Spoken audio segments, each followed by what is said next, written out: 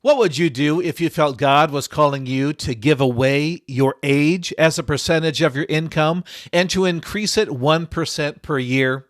Today, we'll hear the amazing story of one couple's journey into radical generosity and lessons you can learn to inspire generosity in your church. That's all coming up in this episode of the More Than a Pastor Show. Let's get started. Hello, my friend. Welcome to the More Than a Pastor Show. I'm Rich Avery, your host. This is a show where we help pastors, missionaries, and other ministry leaders to grow your income and build financial security. We'll help you take your skills, experience, and ministry know-how and leverage them into sustainable income outside the church through a business or a side hustle that's right for you, so you can serve God and provide for your family no matter what. Hey, thanks so much for joining me today. I always appreciate the time we can spend together. And if you're new to the show, you can learn more about me, get the show notes for today's episode, and download some free resources to help you grow your income and build financial security. You'll find that all over at my website at morethanapastor.com/65 for episode 65. Hey, I hope you're doing well and enjoying a great season of life and ministry wherever you are. Here in Grand Rapids, Michigan, I'm recording this in late April, and it seems like spring is finally settling in. We had some amazing warm spring-like weather a month ago in March, and then it got bitter cold again, and we had more snow, and it's been back and forth, but it seems like now we're finally settling into the 60s and 70s and a lot more sunshine lately. So I've been very grateful for that. So because of that, I've decided to put away my snow shovel and the snow brushes for our cars. And I'm hopeful that that was a good idea and we won't have any more snow here in Western Michigan. A couple of weeks ago, I attended a gathering of missional disciple makers and church planters here in the Grand Rapids area, and this was the first time I was a part of the group, although I knew several of the people who were in attendance as well. And because so many of us were new, the facilitator asked everyone to take a moment to introduce themselves, to give their name and the church or organization that they were a part of. And so when it was my turn, I said, Rich Avery, More Than a Pastor. And as soon as I said those words, there were a few looks and a few chuckles. People were like, More Than a Pastor, what's that? And then one of the persons sitting next to me, who is a friend, he said, More Than a Pastor, is that who you are, or is that the name of your organization? And I said, yes. And that generated some more laughs. Well, then the facilitator was kind enough to give me a moment to share the mission of More Than a Pastor, my mission to help pastors and churches to grow their income and build financial sustainability, financial security. And after the meeting, I was blessed with a few opportunities to talk with some different people, different pastors, and I could really tell they were feeling the weight of financial concerns for their church. And to be honest, for their own personal finances. They mentioned how hard it is for many churches today to survive on the legacy church funding model of tithes and offerings, and how they knew they needed to explore some alternative revenue ideas, but they just didn't know where to begin. So, of course, it was my pleasure to offer to be able to help them, walk alongside with them, to begin to explore some sustainability strategies that might be right for them and their church. And I know these pastors are not alone in feeling like everything is changing around them, like the old models, the old ways of doing church and funding church really don't seem to apply anymore. And we need to figure out new ways to help our churches to survive and thrive financially in the future.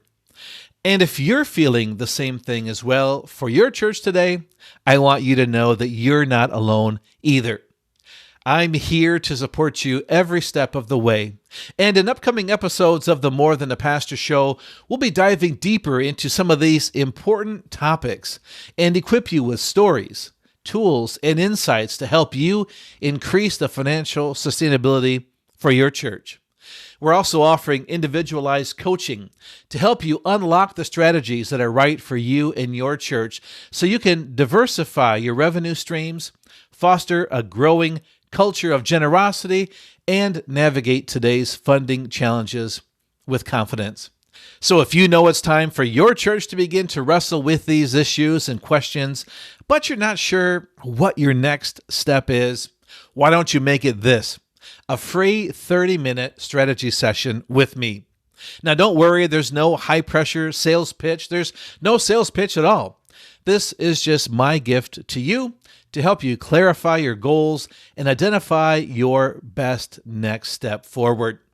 You can request your free strategy session today at morethanapastor.com/coaching. I look forward to talking with you soon. I'm thrilled to have my friend Bob Lodick on the show today.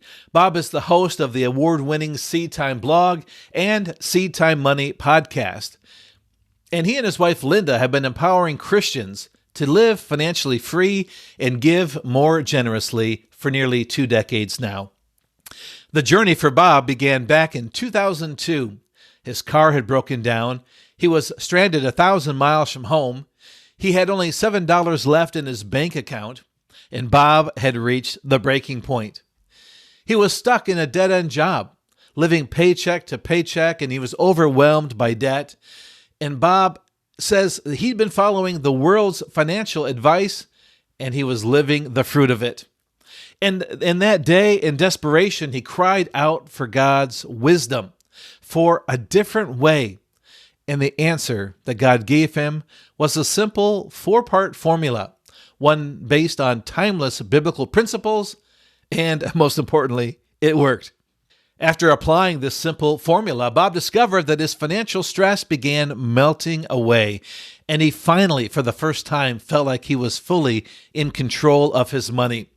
And as he continued to follow these 4 steps, he paid off over $400,000 in debt, reached a personal goal of giving over $1 million away by age 40, and achieved a level of financial freedom he never dreamed was possible.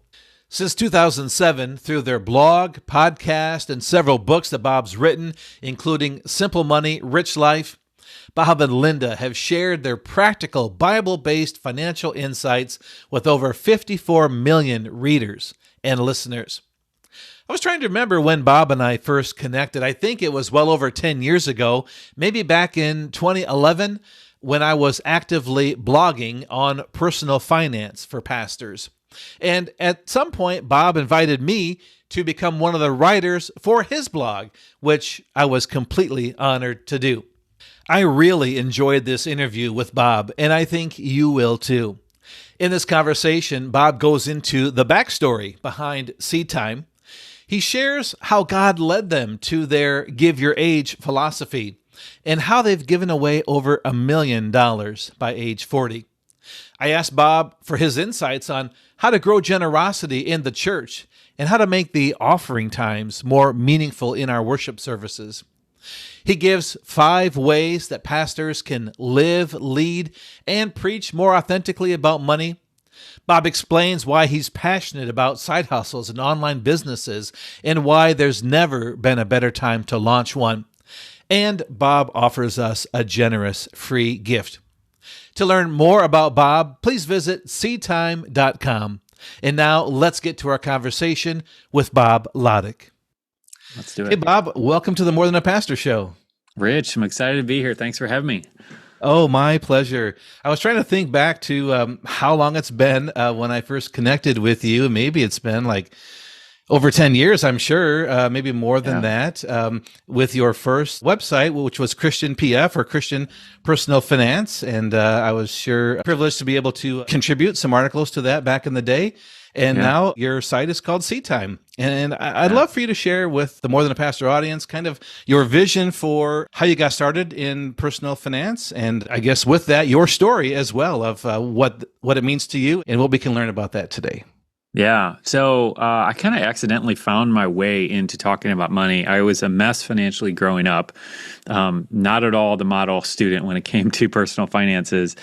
And really, God had to get me to a breaking point to kind of humble myself and ask for help. And that came for me when I was 21 years old. Basically, being in a college town, a small little town down in Florida, and found myself stranded about 1,000 miles from home with only $7 in my checking account and my credit card being $260 from being maxed out. And then having a broken down car with a rent payment due in hours. And, so everything just kind of came stacked up on my shoulders. And I realized this was the fruit of my financial wisdom at that point. Like, this is where it has led me. And so from that point, like, I still remember being in that car, like grabbing that steering wheel on that spring day. It was beautiful outside, but I'm grabbing that steering wheel and like tears are welling up in my eyes as I'm telling God, like, I need help. I'm such a mess and I got to get out of this. And if you have a better plan, Lord, I'm ready to listen. I'm ready to learn, and I'm ready to kind of move forward in that.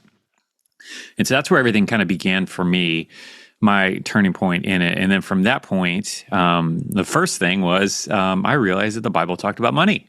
Go figure. Who knew? Who knew? And, and then I realized, whoa, it talks about money a ton, and so I started devouring Proverbs and Ecclesiastes and just finding anything in the Word. And like, I just remember being so fascinated that there's so much relevant information for us today tucked in the pages of the Bible. And so, anyway, so that got me just on this journey of studying and trying to figure things out. And then shortly after that, I decided, well, I'll share this with the world. I'll create a website and just start typing what I'm seeing. So it's kind of like the intersection of what the Bible's talking about money and what I'm learning practically from books I'm reading and stuff like that. And so that was Christian PF, in which you were one of our fabulous writers helping us out back in the day. And then over the years, it's just kind of grown. We did a rebranded to Seed Time Money, which is based off of Genesis 8:22, where God mentions, these things that will always remain, and one of them being seed time and harvest. And I've always just been so fascinated by, we got a garden in our backyard, and we just planted all of our seeds, and it's just absolutely amazing to me. Like, just, I haven't lost the wonder of what it is to take a seed, something that is dead, and to plant it in the ground and allow God to do the work and create and transform it and turn it into something that bears fruit and produces more seed and whatever else. And I believe that we as believers have the opportunity to do that with the money that He has entrusted to us. Like according to 2 Corinthians 9, this is a system that He set up, that we get something that comes to us. We get a harvest to start with, and then some of it's meant for us and some of it's meant to be given. And anyway, and so, yeah, I can go for hours on hours on that, but the point is, that's the gist of how the whole journey started and, a little bit of what we're doing. Awesome. I appreciate you sharing that. And tell us, practically, how do you help people with Seed Time? Is it, blog articles people read? Do you have like products or tools, resources to help people manage their money? Tell us a little bit more practically what you do there. Sure thing. Yeah. So we do. It's been a blog since 2007. So there's still tons of blog articles available on that. But we, over the years, we launched a podcast just called Seed Time Money. And then our primary thing that we do actually is we have a class, a 6-week class for churches specifically in small groups. Where we really just partner with churches to kind of go through this class and do a money reset, if you will, where we just kind of help people wipe the slate clean from misbeliefs, misconceptions, like lies that are holding what I believe the church back in a lot of ways from thriving financially, And so over the course of this program, we go through basically 11 simple, proven kind of financial tools and strategies that we've uncovered.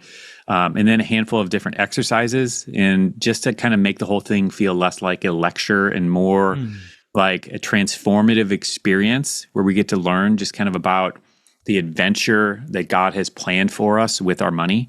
And I think so many Christians are so bound up in shame and guilt with their money, and feeling bad for the mistakes that they've made. And we just believe in a grace-filled approach that feels very, very different to that. And so that's our main thing. It's called True Financial Freedom. And anybody interested, you can go to seedtime.com/true and check that out if you're interested. Oh, that sounds great. I think back to, our church over the years has had different we had like Financial Peace University, or we did like Crown Financial Ministries, or we had one from Willow Creek. I can't think of what that one was called now, but we've done like 3 or 4 different things over the years. And so it's great to hear that you've, from your personal experience have created, a course and some resources to help churches, because it's hard for churches to know, okay, what exactly should we offer? And when you mention like a grace-based approach, that really speaks to me. And I think for pastors too, we find it hard often to talk about money. First of all, a lot of pastors struggle financially. And so maybe we don't feel like we have the authenticity, like if our finances are a wreck, how can we tell others to fix their finances, and so, but people appreciate that vulnerability and the authenticity, if we approach it that way, that we don't have to have it all figured out. I mean, the Bible is filled with things that no one's perfect at, so we have to preach and speak to things that we're still on the journey with as everyone is. So do you have any stories or insights on that for pastors to know how to communicate with authenticity about finances, and how to encourage people to get their finances in order, and maybe for pastors as well with their personal finances? Yeah.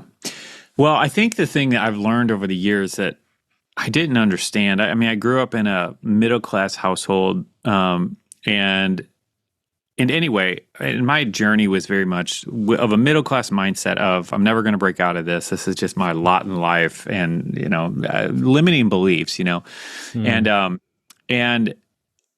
my financial journey has been very much a roller coaster of, we've had some really big years and some really, really massive drops. And that's the journey of entrepreneurship, I think, especially modern entrepreneurship. And so, I have not at all arrived, but like my desire is to be able to, like Paul in Philippians 4, to be able to say that, I've learned the secret of being content in the high times and the low times, and, knowing how to abase and abound and to handle those different situations. That's my desire. And I'm on my journey, but I'm a whole lot better in that regard of being able to handle the ups and downs than I was before. But anyway, all this to say, I, live in where we live in Franklin, Tennessee, very, very wealthy area. And I've gotten to know and encounter a lot of people with just a lot of means. And what I've come to realize is that everybody has struggles. Everybody has worries and cares and with their money, whether they have very little or whether they have a lot. And I think if, I'm not a pastor, but if I were pastoring a church, that would give me a little bit more comfort to be able to speak to some of those issues, even though, yes, you have a couple in your church who's earning a couple $1 million a year, and, and you're living on an average salary, $50,000, $70,000 a year, or whatever the thing is. It can feel intimidating, but the truth of the matter is they still have money issues and money fears just like everyone else. And so they need your help. They need to hear the truth of the word. They need to hear what God says about this, and how, really like 1 Timothy 6, where Paul is instructing what the wealthy should do. And the reality is that most of us, the vast majority of us in the U.S., are wealthy in the scope of the worldwide wealth. But the point is, especially, there are some, wealthy in the context of just Americans. And so those verses are so applicable and true and relevant and necessary. And so my encouragement would be, just don't be afraid to preach the word boldly with truth, because they need to hear it. And then the one other piece I would add to that too is to always trust God as your provider, and which sounds obvious, but But I've seen situations where it's, oh, we have this really one wealthy couple and whatever, so much of our tithe money and offerings come from them. So it's like, I don't want to say anything too sticky to them, but the fact of the matter, they need it. They need the truth. And, and of course you might offend sometime, but ultimately when you understand that God is your provider, I don't know. It doesn't make it easy, but I do believe that is the best approach and how to handle that. I appreciate that. That's great. So living in Franklin, do you ever run into there's Amy Grant in the grocery store, or Michael W. Smith at the swimming pool or something? Do you find famous people everywhere you go? So what's so funny about that? Yes, the short answer is yes. We went and visited a church for Easter, I think, or what was it? Anyway, we had just gotten to town. We had been here a few months, and we were just kind of checking out different churches, trying to figure out where we were going to go.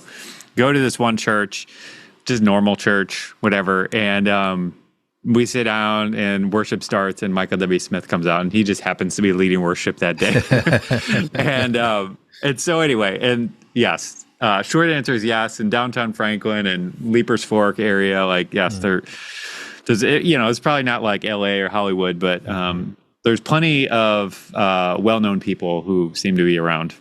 Yeah, that's cool. Yeah, we've stopped. Well, I've been there for a few conferences over the years, and we stopped there taking our daughter to college in Florida 2 years ago. So we stopped. Franklin was our stop for the night on our way down, and walked around the downtown, got ice cream. Just a beautiful, beautiful place. So yeah. Oh, it is. Yeah. What do you feel is helpful or not helpful when pastors talk about the offering? I think that's another challenge for pastors, because we don't want to feel like we're always talking about money. But every Sunday we're talking about money. We're inviting people to give, and we say it's not what we want from you, but what we want for you, for people to grow in a heart of generosity. But sometimes it's hard. It feels like we're saying the same thing over and over again. Yeah, week after week. And so how are you seeing things that are helpful, or times when you cringe and you say, boy, I wish the pastor wouldn't have said it this way? What are you seeing that could be helpful for pastors to communicate how to grow in the grace of giving and generosity? Yeah. Well, the thing that I've noticed, there's a lot here. There's a lot here, Rich. But anybody who's pastoring knows that there is a debate about tithing. Okay. And so I think you have to understand that whatever you say when it comes to money, it's such a volatile topic that you are going to have people on one side or the other who are not going to agree with you. And so you got to get comfortable with that. And I would think that, most people who are pastoring understand that comes with the territory. But besides that, in terms of saying things that are fresh, honestly, this is what we're really trying to do with our ministry. And so if you ever get ideas, Rich, or anyone else listening, this is what we want to do in terms of serving the local church, is help be an asset to you guys who are leading churches, to help handle some of these things. Because I understand there's the perceived conflict of interest of a pastor getting up talking about money. And so one of the ideas that we've kind of explored on our end is what does it look like if, instead of churches having to do their own offering messages, what if we created a whole bunch of preloaded ones or something like that, where I don't know, we're just spitballing ideas, but the point is we're open to any and all ideas that you have or anyone else, and so please share if you ever have any. But one of the things that our church does that I really like is they every Sunday, after worship, we have a short little offering message, but often it is a testimonial of what God has done, in which, if it's a really small church, it might be hard to, have something like that weekly. But we have found that is, I don't know, it's just one of my favorite ways to just kind of talk about what God has done, because you're right. It's Malachi 3. I feel like we've, everyone in the church has heard that verse so many times. And that doesn't mean that you shouldn't talk about it or pull it out, because I think personally, I really believe in the principle of tithing, regardless of, whether it is a New Testament obligation that we have to follow. Like, I just believe in the principle of it, and I think there's wisdom in that, and we've been blessed by it, and and so we have, and we will continue to, but not everybody feels that way. And so sometimes getting something fresh, in which I think I've found, like, just testimonials, sharing what God has done through people's generosity. I don't know. I just feel like it resonates and it clicks in a different way. And then just adding on to that as well, kind of based on the previous question, what we were talking about a little bit, is it's really important. I'm speaking from my experience in the business world. Like, I've gotten to the point where there've been multiple times where I inadvertently was viewing my business as my source and as my provider. And God, he doesn't want me to do that. And I am convinced, doesn't want any pastors or church leaders viewing the congregation as their source. And so, this is where, like, I'm so excited about what you're doing, Rich, and just helping ministry leaders find other ways to add income, because I think anything we can do, even on a practical level, to minimize that temptation to look to our congregation as our source, I think is a good thing. But even still, if you are in a situation, you don't have any side income or anything else like that, and on a practical level, it looks like all of your money is based on what comes in tithes and offerings. Like, it's just good to remember that God is always your source. And, like, as my wife Linda loves to say, God is the source, but the channel will change. And so sometimes he will have moments where it's like, I want to make sure that you're not trusting for me, not trusting your business. And so I'm going to send you a couple down months and see if your trust is really in me. And I'm still going to provide for you. I'm just going to do it through a different channel, And for me personally, I've wrestled with that so much, because it's like, I want to know where it's coming from. Like, but it's like, that's the thing, he wants me to trust in him regardless of what's going on. Wow. Oh, you dropped so many nuggets of wisdom there. That's powerful. A great reminder that God is the source, and but yeah, different channels. I think that's where pastors can end up feeling like they're guilty in the congregation into giving. If they feel like the congregation is the sole provider, then if there's not enough money coming in, you have to guilt them into giving more. But if God's the provider, then our perspective changes, and our possible sources of revenue, or channels that God wants to work through, changes as well. So that's I'll add one more thing here, Rich, Please. that might be helpful for some people. So again, like, just going back to our church, what we do there, our pastors, so I've been at that church 6, maybe 7 years at this point, I guess. And I don't remember our pastors, and again, it's a larger church. And so I understand, leadership opportunities are different and stuff, but I don't know that I've seen our pastors give an offering message more than 2, 3, 4 times the entire time I've been there. So what they consistently do is they will either have a testimonial from somebody sharing, what God's done in their giving and their finances, or they will have someone on staff or someone else who's kind of in leadership present some sort of offering message, which is good for a couple different reasons, because it minimizes, again, some of the perceived conflict of interest. And anybody's not watching us, I'm doing air quotes here, because I don't think it is a conflict of interest. I just think some people sitting in the pews might think that it is. But so it minimizes some of that by having someone else on the staff. It doesn't eliminate it, but minimizes some of that. But also, like, to what you were asking earlier about not saying the same thing over and over again, when you just get different people up on the stage sharing, like, it just brings all kinds of different ideas and fresh perspectives and different ways of communicating the same idea in different generations, speaking to different generations. And you know what I mean? Because you might have somebody who's 65 communicating something and someone who's 25, and it's like they're going to speak to completely different people, even if it's the same verses that they're covering, So that's just one practical thing that I've seen work really well in our church. Wow. I'm really glad you shared that. That is super helpful. I love that idea of having other people, different generations, how powerful it is for a small child to get up and share how they were motivated to give. And older people are going to have tears in their eyes. It's crazy. I remember just thinking about our own family. We have 5 kids. And as we taught our youngest ones, as we began to give them a an allowance or a commission, for doing Yeah. things around the house, and invited them to give. And like we'd give them 10 $1 bills. Okay, decide, how much you want to give. And they would always give like, here's 3 or 4 for the offering, like they wouldn't just give the 1 Yeah. or the 10%.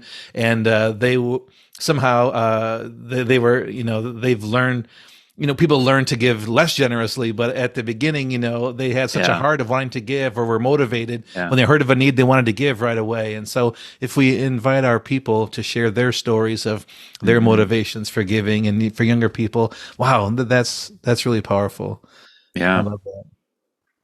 And touching on what you said earlier about like some giving ideas, resources to help churches, I have begun to put together what I call giving prompts. So that's one Yeah, thing I want to that's offer, and maybe we can collaborate on those at some point. I thought, what if I put together Yeah. like 52 giving prompts? So here's a year's worth of ideas, so you don't have to use the same thing over and over That's again. great. So, That's so good. I love that. yeah. Well, Bob, I know you and Linda have your own personal journey of generosity.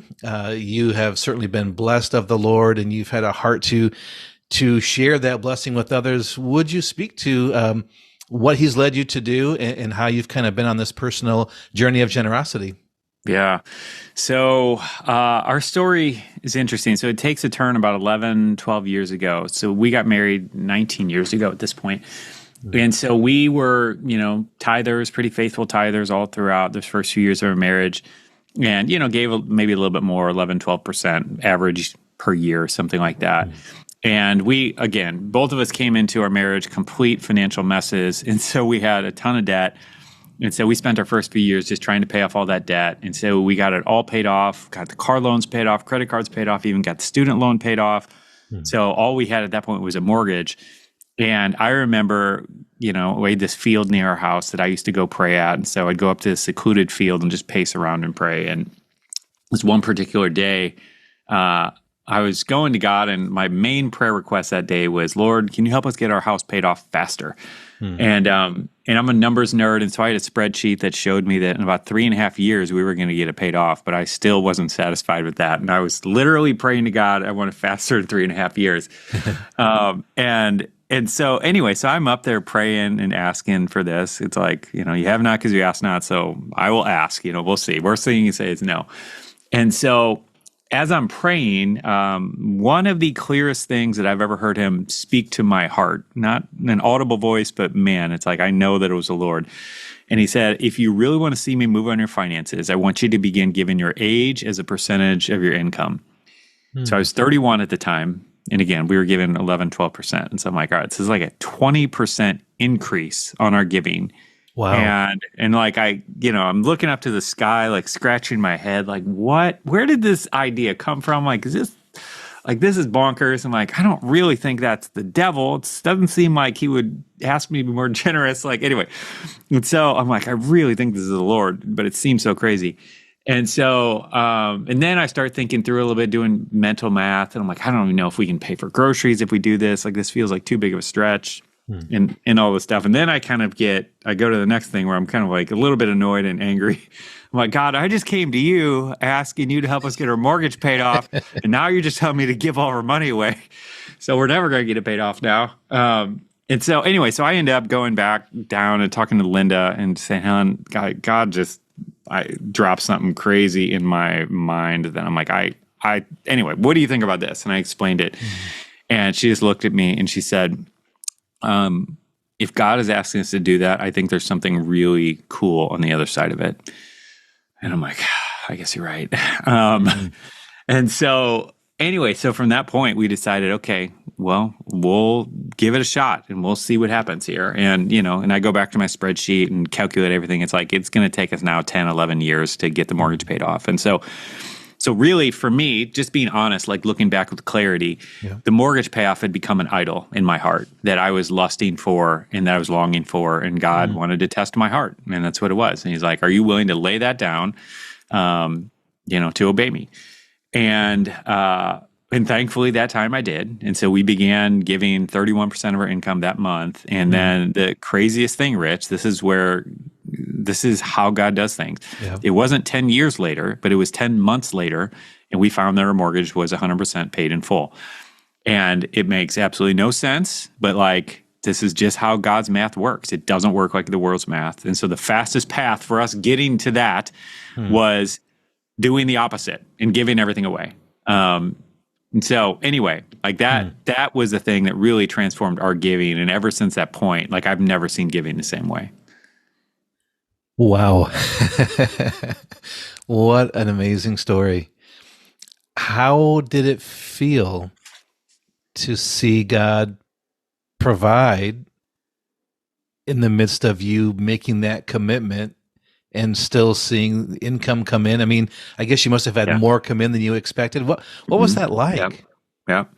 Yeah. So, I mean, just practically, we just watched our business begin to just grow in unprecedented ways. And so there was just a lot more coming there. But then we also, just got a huge tax refund that was completely unexpected. And then we got just extra money coming from random places. It just felt like you're riding down a hill on roller skates with the wind, blowing at your back at 50 miles an hour. It just felt like everything was working for our favor to get to that point and to get it paid off. And yeah, it was like month 10.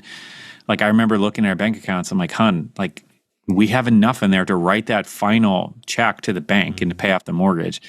Wow. And I'm like, should we do it? And she's like, yeah, let's do it. And so it felt amazing, and anybody who has paid off any debt, like, the feeling of paying off the debt. And then the mortgage is like, it's just another level, like another level of freedom and just so fantastic. But the beautiful thing about it too, Rich, like that was a really big blessing. But the thing that we didn't expect is that because we were setting aside 31% of our income to give, so we were still tithing to our church, but we had 21% or so that we were giving to random causes and to different ministries that we wanted to support. And it was really, really fun just having a separate account with all that money sitting in it, just like waiting on God. What should we do with this? Where do you want us to direct this? And like that made giving more fun than it's ever been in my entire life. And so that was the byproduct of this, of committing such a high percentage of our money to give and just having it sit there, that it just changed the game for us. And so that was unexpected, but such a joy. Wow.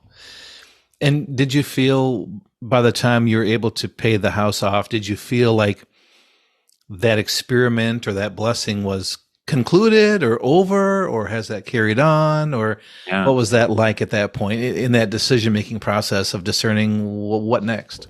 Yeah, well, we've just continued to do it for the last 12 years or whatever now. And one of the things that we've learned over the years is that it created a level of tension for us financially that we needed. And so prior to that, when we were given whatever, 11, 12%, we had what I would say too much disposable income. And for me, what that meant was that I could pretty much go on Amazon and buy whatever, whenever. So anytime a thought crossed my mind, it's like, oh yeah, I kind of want that. I'll go buy it on Amazon. So I'm not buying like private islands or whatever, Lamborghinis or whatever. But the point is like, I never had to tell myself no to any sort of impulse thing, in which I am convinced that when you never have to tell yourself no, and you never have to discipline yourself for the purpose of godliness, like you just start getting weird and you get weak. You know what I mean? Like the hearing no is a muscle that we need to develop. We need to be corrected. We need to be restrained. And so all that to say that God, in all his wisdom of this thing that he invited us to do, provided such a beautiful amount of tension for us to where we still have all of our needs provided for, and we still have a beautiful house, and like I'm grateful and appreciative of everything. But there's a tension there to where we still have to trust God. We still have to trust him for provision from time to time. I mean, we always should be, of course, but there's certain months where it's like, oh man, it's tighter than I would like it to be, And so anyway, so that's the thing that I think has been so beautiful about it over the years. We've had the honor of being able to do that. Wow. I can just hear in my own mind and in the mind of every pastor listening, I've never wanted more financial tension in my life because I think every pastor has had more than their share of financial tension. And here it was like we could use some of that in our life to help us make different choices and respond differently and depend on God in a different way. So well, and that's the thing. I mean, it's like, this is the sad state of things, is that I don't think enough people choose to add that tension to their life, because the fact of the matter is, we live in such a ridiculously wealthy country in one of the most wealthiest eras, in the history of the world. And really, so many of us are so wealthy and we don't even know it. And so as a result, we're just living based off of what everyone around us is doing. And so I'm not speaking as pastors specifically here. I'm just speaking as a culture that's happening. And if, all right, so I'm going to tell you something really fascinating we just discovered just the other day, Rich. This is so mind-blowing to me. Somebody on my team went and started doing some research to determine how much money it would take to solve world hunger as a problem. Like, again, not like the logistics. I know the logistics, there's a lot of complications there, but in terms of a dollar amount, what would it take to solve this problem? And so there's actually been a lot of studies done by, the United Nations and these huge organizations to try to attempt to answer this question. So I forgot what the number is, but it comes back with some number of billions of dollars. It might have been 88 billion or something like that, per year to solve this problem. And so then what my marketing guy on my team did is he's like, all right, let's just divide that out by all the church-going Christians across America. So what that turns out to, Rich, is less than 1% of the average income. So right now, the average church in America gives 2.5% or whatever. If we increase that to 3.5%, that is enough money to solve world hunger from a financial standpoint, which comes out to, for average salary in America, about, I think it's $500-600 a year. That's it. And so my point is that there are massive problems that we can solve, that the church can solve, if we as believers, as the church, especially in the West, in America, are just willing to step up and just give a little bit more, live with just a little bit more tension. And again, I'm not speaking to those who are living with extreme tension. I'm speaking to those who aren't, because there's a lot of us who have plenty of buffer, So anyway, I saw that. I'm like, what the heck? We got to figure out how to solve this problem. Like, let's go. Come on, guys. Wow, that's amazing. You've shared so many things. It's just like, I just want to sit in it for a while, It's like, okay, we don't need to have a quick response. I mean, we could just sit and think and pray on what you just shared. That's so powerful.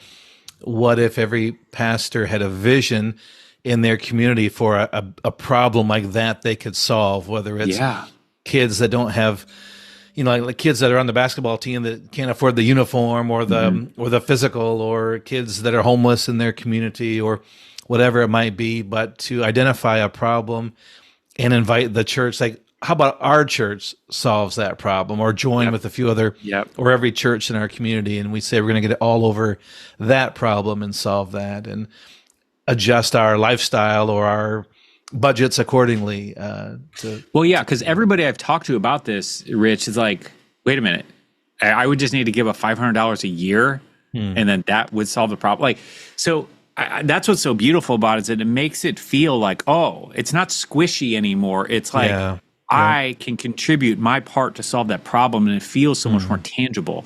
And so to what you're saying, yes, it's like, even a small church, 50 people can identify something. It's like, hey guys, if we all pitched in $25, we can solve this really significant problem. And I don't know, like, that fires me up. I don't know. I don't know if I'm the only one, but man. No, that's awesome. That has been something I've been talking with some churches about in terms of how to communicate their offering. Like when you when a church has a capital campaign, they say, okay, we need to raise $1 million.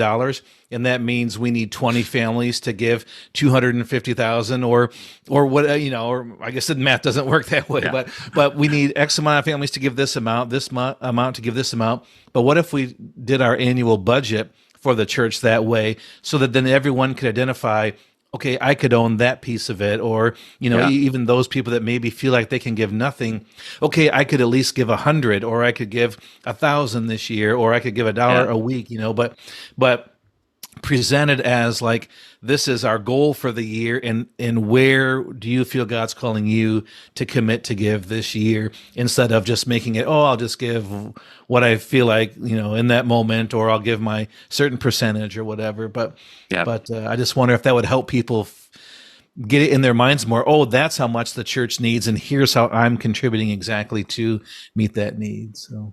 Yeah, no, I think so. Like we, one of the things that we do with all of our programs, and so on our site, and so we have multiple courses. We have a course on budgeting and investing and different financial topics. But for all of our courses, what we do is, specific to what you're saying there, we decided rather than just giving a percentage, I want to be able to attach this to something specific. And so for anyone who buys any of our courses, we donate either a Bible, a banana tree, or a chicken to someone in need. And so the banana tree becomes a source of income for them, because they can harvest it and then, turn that into income. And the same with the chickens. It'll not only feed them, but continue to feed them and become a source of income. And then, of course, the Bible, it's like, I want to get a Bible into as many hands as we can.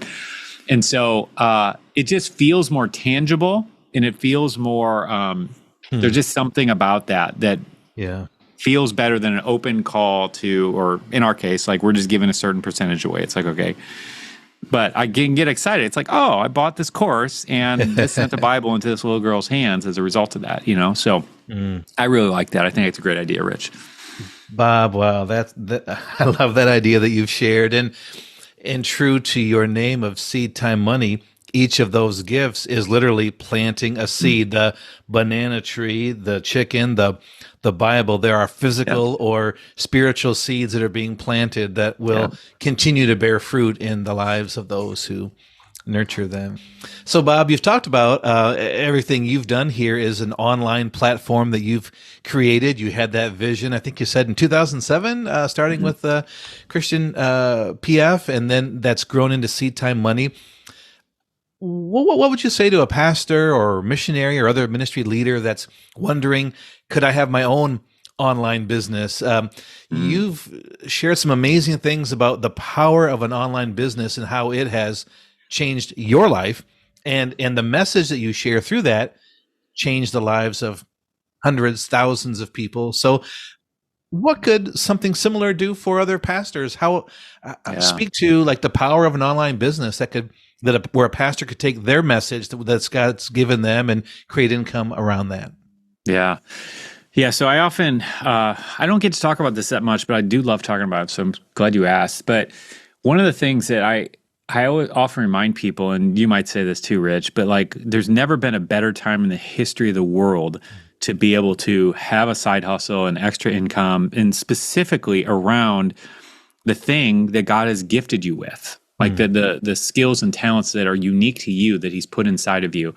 And so that's really exciting, because a lot of the things that I do and that a lot of other people do who are online business owners, like just weren't an option 50 years ago or 100 years ago. It's like you're just stuck, you just can't do it. But we have so many ways these days to be able to build some sort of business. And that's really exciting to me. And so the question that I would ask, or that we often ask our students, is, getting really clear on what are those specific things. So as a pastor, like outside of that, and that might be starting a blog or an Instagram account where you are sharing, nuggets that you receive from the Lord or biblical revelation or whatever. But it also might be, you have a gift for carpentry and you want to start a carpentry YouTube channel or a podcast or whatever, because most likely, I'm assuming a lot of people listening to this have something that they have, an additional gifting that they have that they could turn into something. And the beautiful thing about it, just as an encouragement to anyone listening, is like, you don't have to be an expert. Like, you don't have to be doing this full time. some of the most successful blogs that I've ever seen started by the person who was just learning on their journey. So they were literally one step ahead of the person who was reading the blog. And that's so important to understand because, a lot of times that's a competitive advantage. Because once you're 15 years down the road in a specific topic, it can be hard to remember what it was like at the beginning.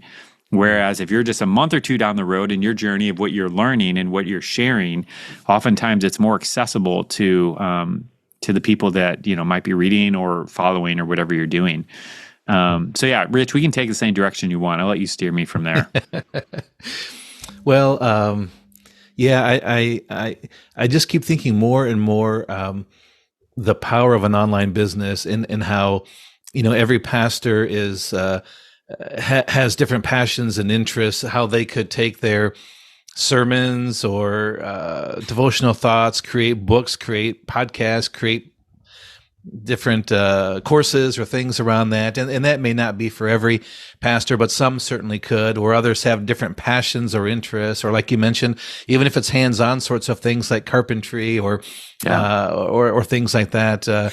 I think my goal is to help pastors expand their thinking and their mindset that, of what's possible, that they don't have to be dependent. I know a lot of pastors feel like stuck in the income that the church provides for them. Some pastors are in a spot where they have a full-time job but a part-time income from the church, and others are well compensated. But then, like for me, our salary was great, but our family was large, and so my salary would have been awesome if it was just the two of us, or maybe with two kids. But we had seven. We have 5 kids, so it's 7 of us. So we were always looking. The church didn't pay me more because I had more kids versus someone else. So we were always looking for other opportunities to grow our income to match our family.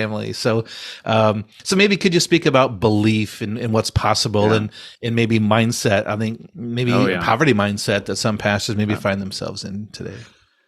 Yeah. And again, I'll just go to my story just in case it might be helpful for someone. But again, like I mentioned earlier, kind of grew up with a middle-class mindset that, this is who I am, how I'll always be. And God is not limited by that.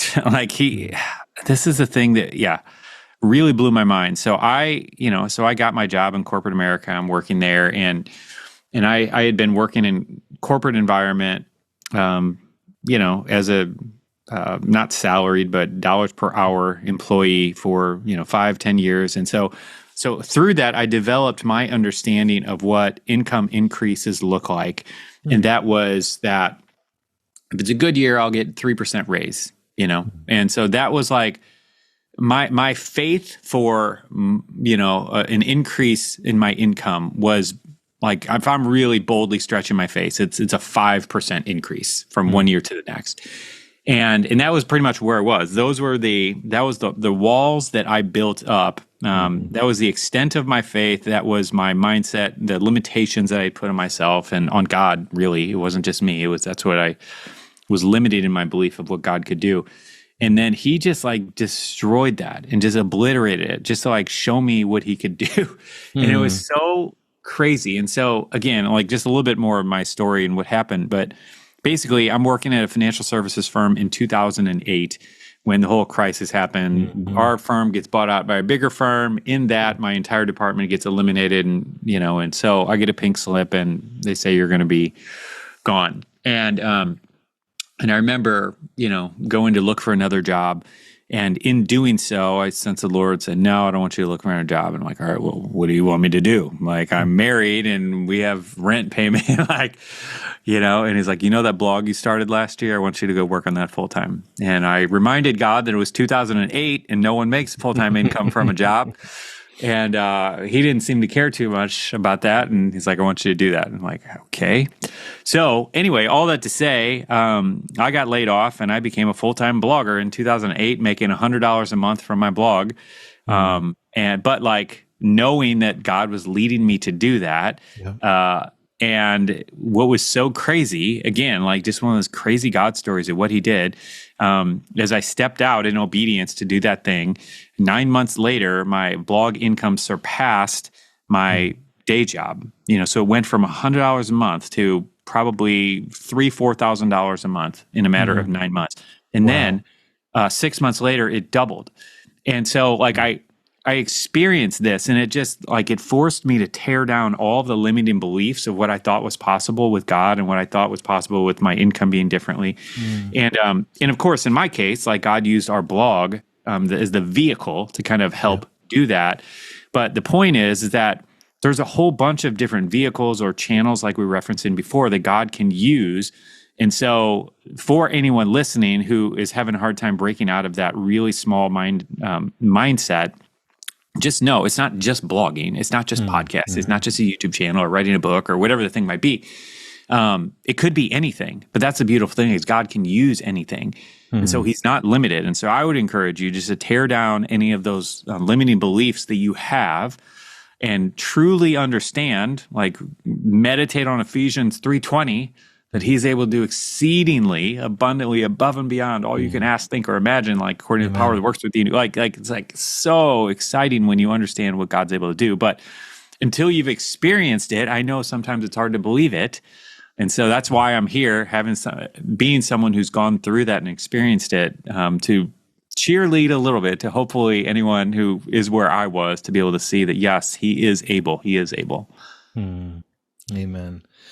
Well, you've certainly been a testimony to that in your own life, and I love the stories the Lord has given you to share and your faithfulness in being willing to share these stories. And I love your posture of, hey, I'm just a step ahead of a lot of other people, and not feeling like, we have to be the expert and have it all figured out and have the perfect life or whatever. But we're on the journey. We're sharing what we're learning, what we're experiencing, and the good and the bad and the ugly and all that. So it's been great to hear you share your story. And Bob, in closing, is there anything else you'd like to touch on or share, and let us know how we can get in touch with you if we'd like to check out your website and your course and be in touch in that way? Yeah. So, I would just say, kind of touching on the last point, just my encouragement would just be keep trusting God. He is faithful. Like we just literally this morning watched him come through on something we've been praying about for such a long time. And, like when I look back on my life and I look at God's faithfulness, it's easy to be in moments or even seasons where it's like, God, where are you? I feel like you're not here. It feels like you're not showing up in the way I wanted. But when you get a more of a macro view and you can come to a higher level and look back on his faithfulness, you see that he's faithful time and time and time and time again. So my encouragement is just be anybody in that situation, try to do that. Zoom out to a macro level, look back, and I think you'll find that to be helpful. So in addition, Rich, what I'd love to do, anybody who's interested, so back to our True Financial Freedom program they were talking about originally, I'd love to give free access to any of your audience who want to check it out, anyone who's a pastor or ministry leader. We'd love to give you free access to that program. It's $147 normally, but we want to serve church leaders. We want to sow into what you're doing. And then B, it also gives us the chance for you to see it and to see if this might be something that'd be beneficial for your communities as well. But regardless of that, like we want to serve you. You're on the front lines doing God's work, and we want to be able to sow into that. So even if you have no interest in bringing it to your church, we'd love to get that into your hands. So what you can do is just go to seedtime.com/true, TRUE, and you can check out all the details of the program to find out if it's something that you might be interested in. And if so, there's a form on there where you can fill out to get complimentary access to kind of check it out and go through it. That's super generous of you, Bob. Thank you so much for sharing that with our audience. I hope people will take advantage of that and check it out for themselves personally, and then also for their church, if that could be a resource to help them. I think we're in challenging times right now for, we think about the, just the inflation right now. Like if you're talking about, hoping to get a 2%, 3%, 5% increase in cost of living increase. But right now expenses are up 15, 20, 30% in a lot of things. So a lot of pastors are not getting a cost of living increase in their in their church, and a lot of their members aren't either. So maybe now is more than ever is a time when the church can offer resources to help people manage their money better, get a better perspective on money, and for pastors to go through that themselves and experience what God wants to do in and through them and their finances. So really appreciate you being on the show today and making that available. That's great. Yeah, of course. It's our honor. It's our privilege. And I appreciate you having me on, Rich. It's an honor to be able to share. Thank you. Wow. Wasn't Bob great? What an amazing story of radical obedience and generosity and amazing lessons learned along the way. So let me ask you, what are you thinking or how are you feeling after a story like this? What kind of thoughts are running through your head right now? I'll just go ahead and be transparent and share some of the things that are coming to my mind. First, well, I hope God doesn't call me to give away my age as a percentage of income. But what if he did? Now, I'm not saying, and I know Bob's not saying that what God called Bob and Linda to is prescriptive, that everybody ought to do something like this. But could everybody aspire to be more generous, to think bigger in the goals that they have for their generosity? And that was the second thing I thought of, that my wife and I do have certain generosity goals or dreams, and I began to wonder, are they big enough? Are they big enough for a God who is so big and wants to do so much more than we ever could ask or imagine? So should we be asking for more and imagining more? Not for ourselves, but so that we can give and bless and serve others. The other thing I thought of was that it's amazing how generosity begets generosity.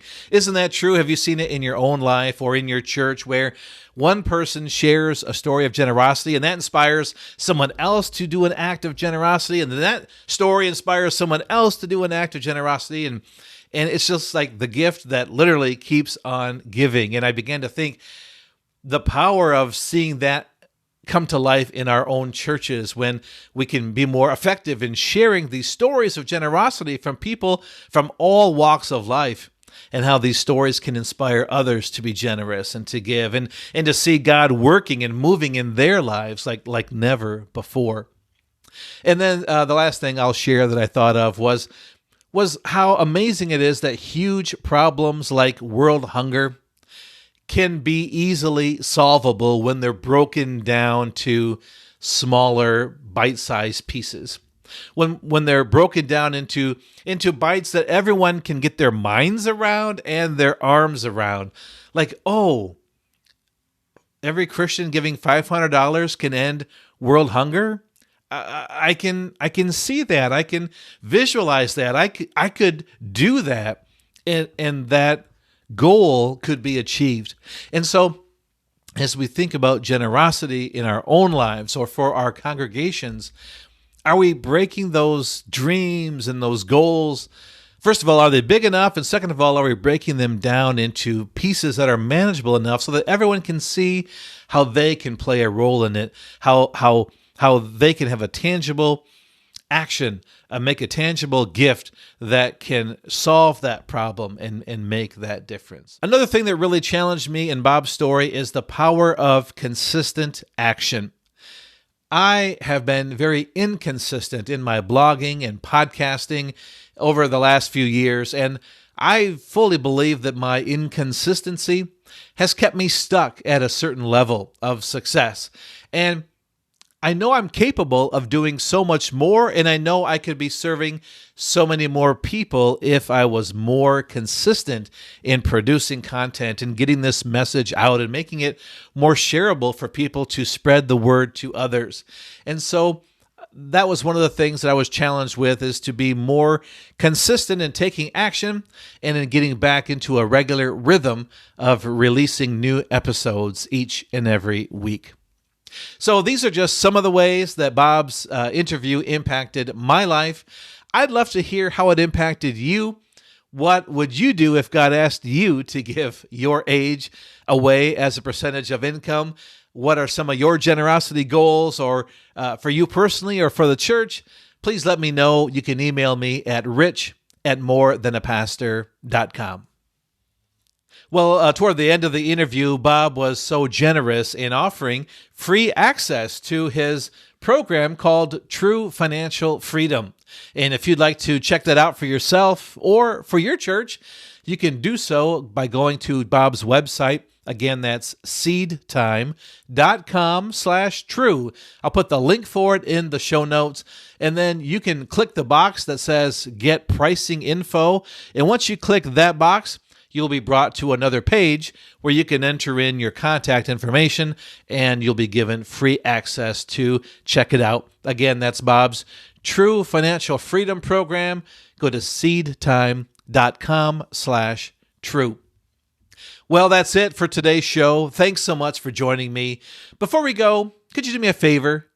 If you found value in today's show, maybe it impacted you in some way, like we were just talking about a moment ago, would you take a moment and share how it impacted you on social media? Share the link for the episode. Encourage others to check it out.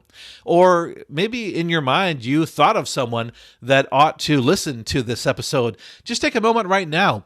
Email them, text them, send the link to them, share this with them, let them know you were thinking of them and thought this would be of value for them.